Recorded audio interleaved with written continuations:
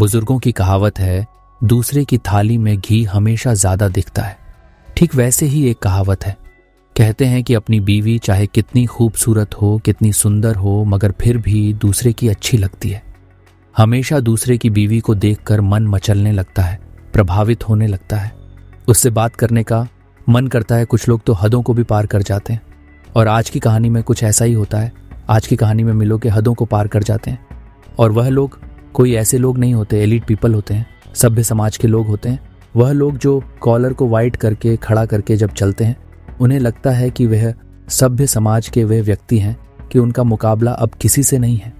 जब ये बात जमाने के सामने आती है, जब ये बात लोगों को पता चलती है, तो वहाँ के इंसानियत भी शर्मसार होती है। ऐसा लगता है कि दुनिया में कैसे कैसे मानसिकता के लोग पड़े हुए हैं, क्या ऐसा भी हो सकता है? लेकिन कहानी में आगे बढ़ने से पहले अगर आप चैनल पे नए हैं तो चैनल को सब्सक्राइब करना ना भूलें, और कमेंट में अपनी सिटी का नाम बताएं कि आप ये कहानी कहाँ से सुन रहे हैं।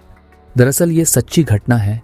केरल प्रदेश का एक जिला लगता है कोट्टायम, और इसी जिले का एक इलाका है करुख अद्यतन, जहाँ की रहने वाली सोनम, जिसकी लगभग 2.5 साल पहले रीति रिवाज के हिसाब से शादी होती है, परिवार की रजामंदी के हिसाब से शादी होती है।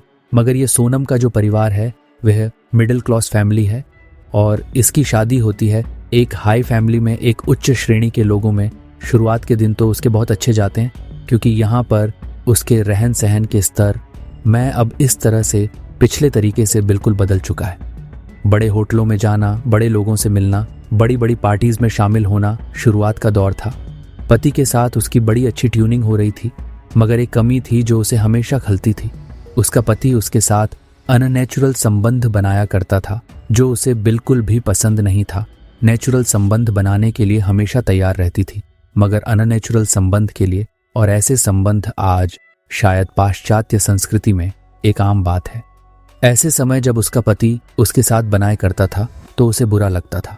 ये कई बार इस बात का विरोध भी करती थी, मगर पति था तो पति से कहाँ तक विरोध कर पाती। जिंदगी चलने लगी और महीने दर महीने गुजरने लगते हैं, और ऐसे ही वह बड़ी बड़ी पार्टियों का हिस्सा बनने लगी। एक दिन एक पार्टी हो रही थी, वह बड़े स्तर की पार्टी थी। उसका पति कहता है कि मैं थोड़ा नशे में हूं, अगर हो सके तो आप कमरे में पहुंचे। तो मैं आता हूं कि होटल के वे एक निर्धारित रूम में पहुंच जाती है, और अपने पति का इंतजार कर रही थी, मगर पति नहीं आता, बल्कि उस कमरे में कोई और रहता है। जब यह कोई अनजान चेहरा उसके सामने दिखता है तो वह अपने पति को फोन करती है कि यहाँ पर कोई और व्यक्ति है, तुम कहाँ पर रह गए, जल्दी से आओ, मेरा यहाँ दम घुट रहा है, मुझे यहाँ पर परेशानी सी हो रही है। इसके बाद जब उसका पति कहता है कि ये मेरे बहुत खास है, इनका ख्याल रखना, और जो भी ये कहते हैं कि बात मानना, इन्हें किसी भी तरह की कोई दिक्कत नहीं होनी चाहिए, मैं कुछ ही देर में आता हूँ, तुम्हें परेशान होने की बिल्कुल भी जरूरत नहीं है। वैसे ही जैसे ऑर्डर दिया हुआ था, पहले से निर्धारित था, यहाँ खाने पीने की चीजें रखी हुई थी। अब दोनों मिलकर एक अनजान व्यक्ति के साथ ही सोनम खाना खाते हैं। कुछ कोल्ड ड्रिंक्स वगैरह है, उसे भी पीती है, मगर देखते ही देखते हुए उसे कब नींद आ जाती है पता ही नहीं चलता। और जब सुबह को अगले दिन उसकी आंखें खुलती हैं तो उसका सामने पति होता है। वह व्यक्ति नहीं था कि अब ये महिला जो सोनम है, इसको शक था कि उसके साथ रात को कुछ गड़बड़ हुआ है, रात को कुछ गलत हुआ है। इसलिए उसने अपने पति से कहा कि मेरे साथ कुछ गलत हुआ है। उसने कहा कि तुम्हारे साथ कुछ भी गलत नहीं हुआ, मैं ही था, मैंने ही सब कुछ किया था। तुम्हें शायद ज्यादा नशा हो गया होगा, तुमने शायद धोखे से शराब पी ली होगी, इसलिए शायद तुमको इस बात का एहसास नहीं है। यह पहला वाक्य था जब सोनम के साथ कुछ ऐसा हुआ जो शायद नहीं होना चाहिए था। पार्टियों के दौर फिर शुरू होते हैं, फिर सोनम की जिंदगी में एक ऐसा मोड़ आता है, फिर कोई व्यक्ति जाता है, फिर कोई गलत कर जाता है। शुरुआत में उसे अटपटा लग रहा था, वह विरोध तो करती थी मगर खुलकर विरोध नहीं कर पा रही थी।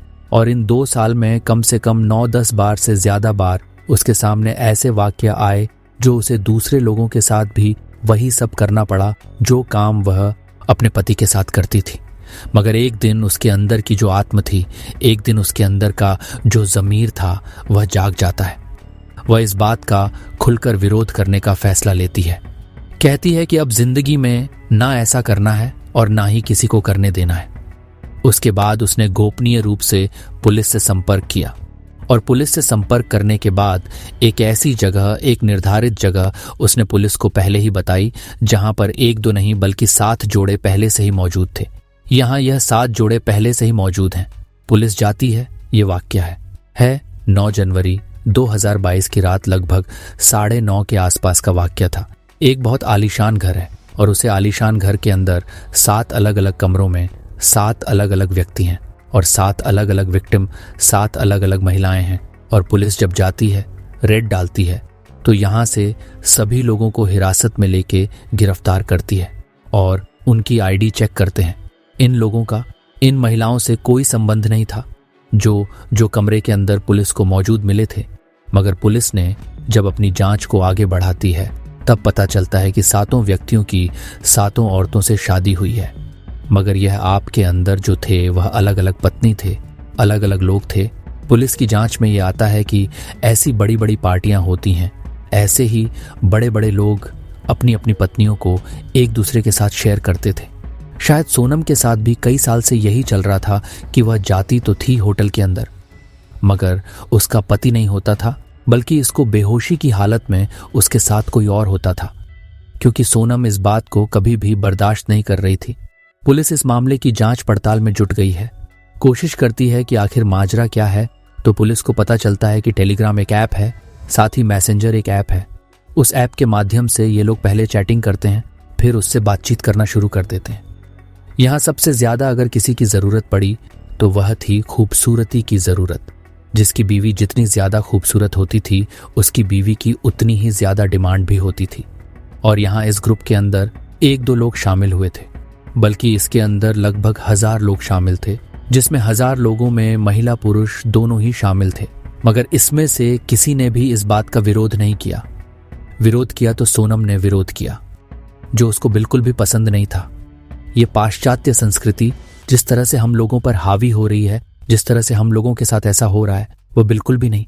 क्योंकि वो मिडिल फैमिली से बिलोंग करती थी, मिडिल फैमिली से एक हाई सोसाइटी के अंदर आई थी, और हाई सोसाइटी के लोग इतना भद्दा काम कर रहे हैं, इसमें भद्दे तरीके से लड़कियों के साथ पेश आ रहे हैं। और उनके साथ एक बात और भी है, आपने देखा भी होगा, आपने महसूस किया होगा, आप कर सकते हैं महसूस, क्योंकि अपनी बीवी के साथ कोई व्यक्ति अगर संबंध बनाता है तो वह सब तरीके से बनाता है, मगर दूसरे की बीवी के साथ ऐसा करने का मौका मिले तो वह इंसान नहीं जानवर की भेष में होता है। ऐसा कई फिल्मों में, ऐसा कि क्राइम शो में देखा गया है, सुना है, अखबारों में ऐसा पढ़ा गया है, रिसर्च के माध्यम से भी ये बात सामने निकल कर आती है कि कोई भी व्यक्ति जब दूसरे के साथ करता है तो वह गैंगरेप हो या फिर रेप हो, उसमें वह इंसानियत को भूल कर हैवान हो जाता है और जानवर की श्रेणी में आता है। ठीक वैसे ही इस हाई सोसाइटी के लोगों के बीच हो रहा था। जिन महिलाओं के साथ कुछ करते थे वह ऐसा वैसा नहीं करते थे, मगर सारी हदों को पार करते हुए कहा कि पाश्चात्य संस्कृति में जिन बातों को आम सही समझा जाता है वही बातें उनके साथ हो रहे थे। मगर सोनम ने इसका विरोध करके इस मामले की जांच को आगे बढ़ाया। पुलिस इस मामले की जांच में जुटी हुई है। लगभग 25 लोग पुलिस के रडार पर हैं।